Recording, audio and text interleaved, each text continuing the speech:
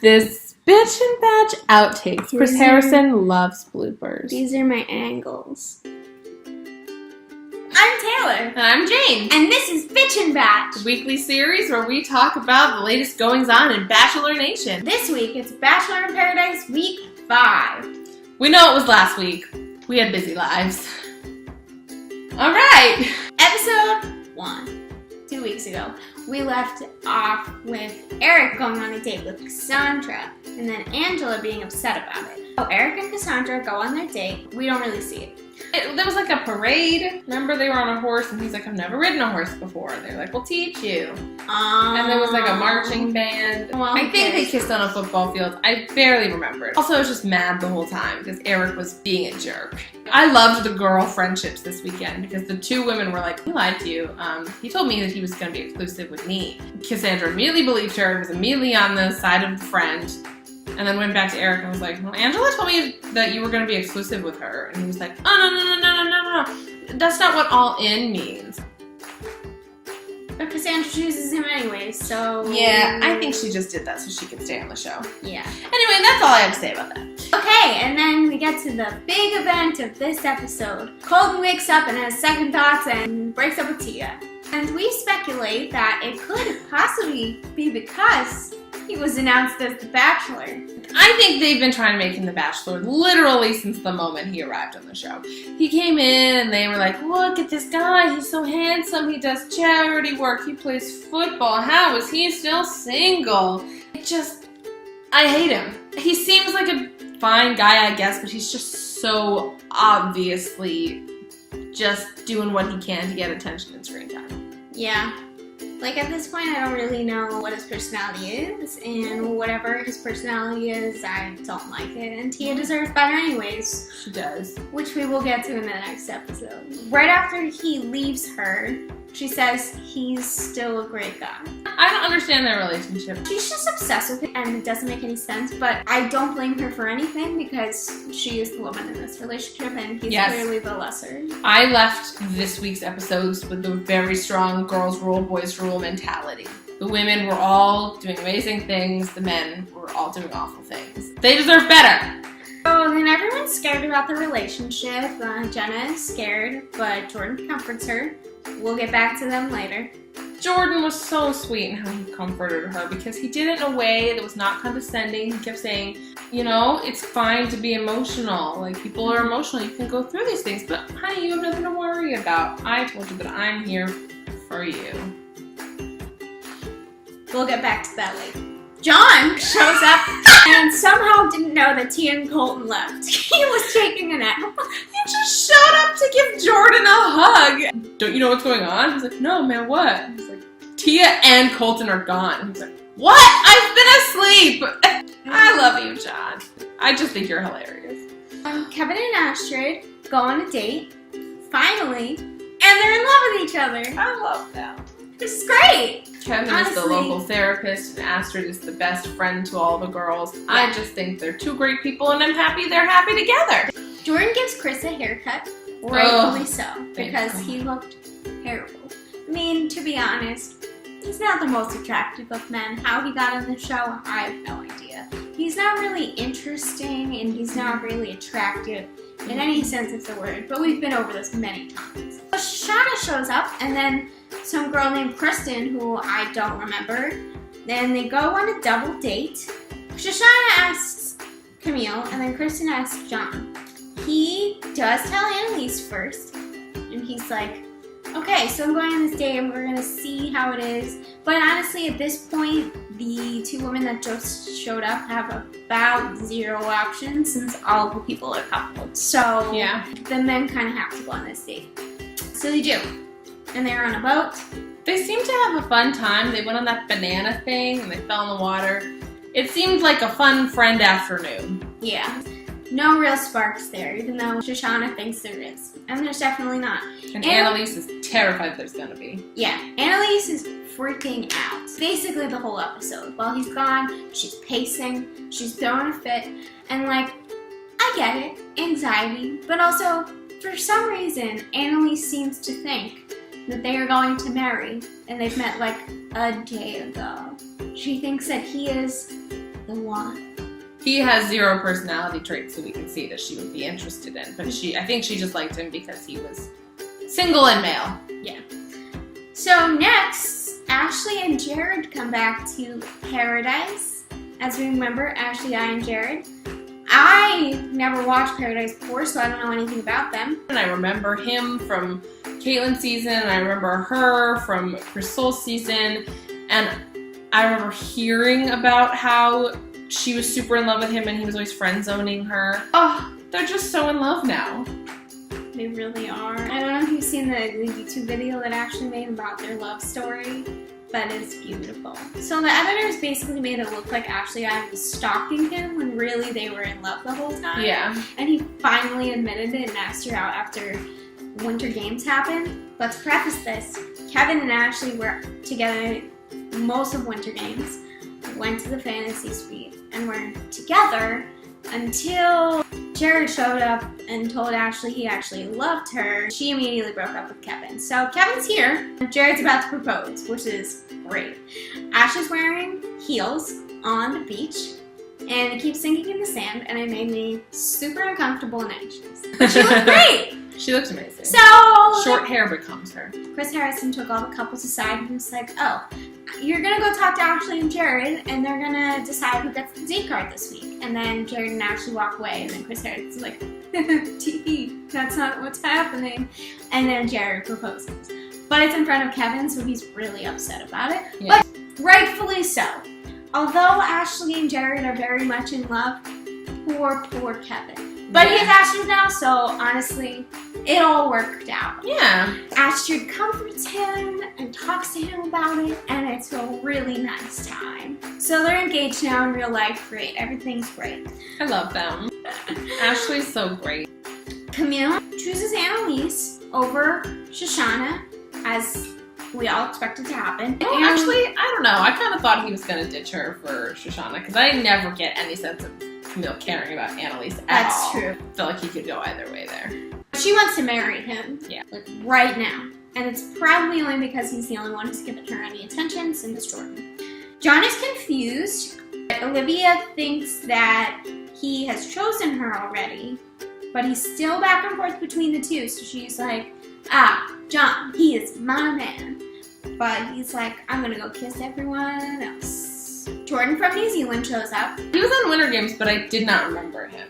Chelsea is kind of into Camille now, out of nowhere, and says something along the lines of, like, if you weren't with Annalise, would you consider other people? And he says, yeah, maybe. Chelsea talks to Annalise, and then Annalise gets very defensive about it. I love Chelsea so much, and she just seemed to be, like, floundering to just, like, stay, even though she kept saying, like, I'm missing my child being here. And I was like, girl, no one's keeping you here. Again, you know, my bit. Chelsea, get yourself a plot line. But I didn't need her to have a plot line. I thought her plot line was over. Although she's been, like, a good commentator. Then we get to the rose ceremony this week. The roses go as follows. Kevin and Astrid, Jordan and Jonah, Chris and Crystal, Kendall and Joe, Eric and Cassandra, who chose her and sent Angela home. Jordan from New Zealand Jordan, and Shoshana, John and Olivia, Camille, and Annalise. Which means that Angela, Kristen, and Chelsea leave. There are multiple panic attacks, which they, like, drew out to be this whole big thing when really it's just Chelsea is in her, like, one-on-one interview and she starts having a panic attack about not finding love ever in her life, and it's really sad. She's still got time in her life. Chelsea, you'll find someone. I'm not worried about you. You're a smart lady from Maine. We're pretty smart. She'll find her way. Alright, so that's the end of episode 1. On to episode 2, we open with this episode and Kevin lets us know that he makes his own dressing.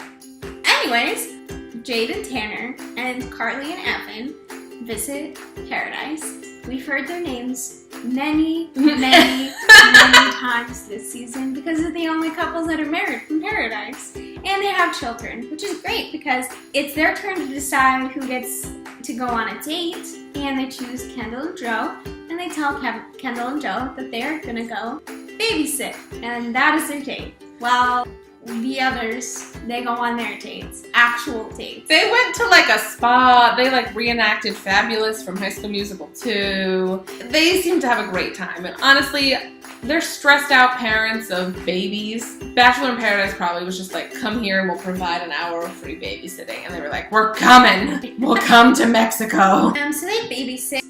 All I wrote was, those poor babies. Joe was trying to hold the baby and it wouldn't stop crying. For the longest time until he handed her to Kendall and then she chilled out. I think that baby just hated Joe. Or either that or she was stressed out because she was like, grocery store Joe is holding me and I don't know how to handle those emotions. And all the parents come back and they send Kendall and Joe on a real date and it's real cute. I wrote it in all caps. So cute. Kendall and Joe are just so cute.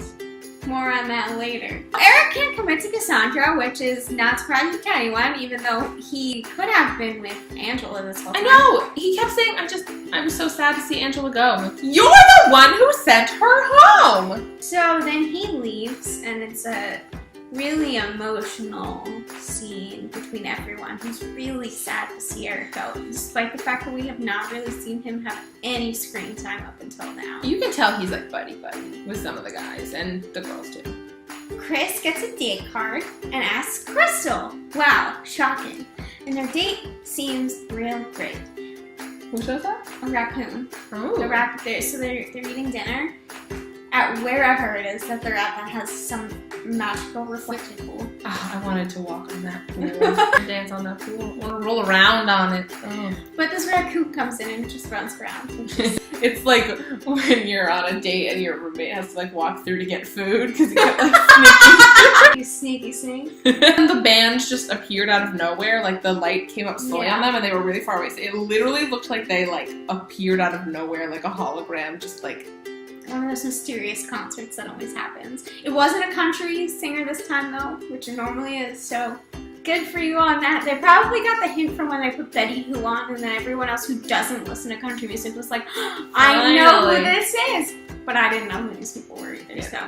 Chris is in love with Crystal, and he tells her, and then she's in love with him too.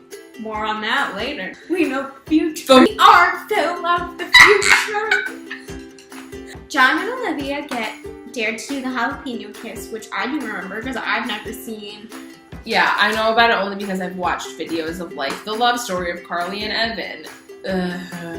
So like they disgusting. put a jalapeno in their mouth and then they start making out, but the jalapeno goes like all over. It's disgusting. And I never need to see it again. Yeah. So Shoshana still likes Camille, but he's creeped out by it, and then all of a sudden everyone thinks she's a witch. Which is offensive to people who are actually witches. Yeah, and like Wiccan and yeah. A person who's actually a witch or practices witchcraft, which is a religious belief, was probably incredibly offended. First of all, hopefully they don't watch this show. But second of all, if they do, this made no sense. None of it made any sense. Yeah, Shoshana might not be from the United States, but she's from some European country that she's still a white person, first of all. It's not like she's trying to cast spells or anything. Annalise just looks at her and is like, oh, she's definitely casting a spell on Camille. Just because she kept staring at him. There's probably other reasons why she was staring at him. Like, yeah, she was into him. She didn't really get the fact that he wasn't into her, but she's not a witch. And there was no reason to call her a witch. And then they have this scene where she is burning a picture of Camille. I want to know who they hired. Where's your props person?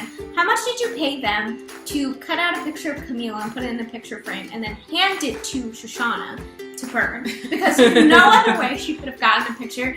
A headshot, his official Bachelor headshot, into a frame on Paradise. Like, where did that come from? Someone was paid to put that there. I want to know. I want answers. Stupid! I'm the kind of person who, like, if she's a witch, that's cool, but she's not. She was not showing any signs of being a witch. Weren't we done with the calling a woman who bothers us a little bit a witch? Like, in the 1800s, like, are we done with these witch hunts? Can women just live our lives?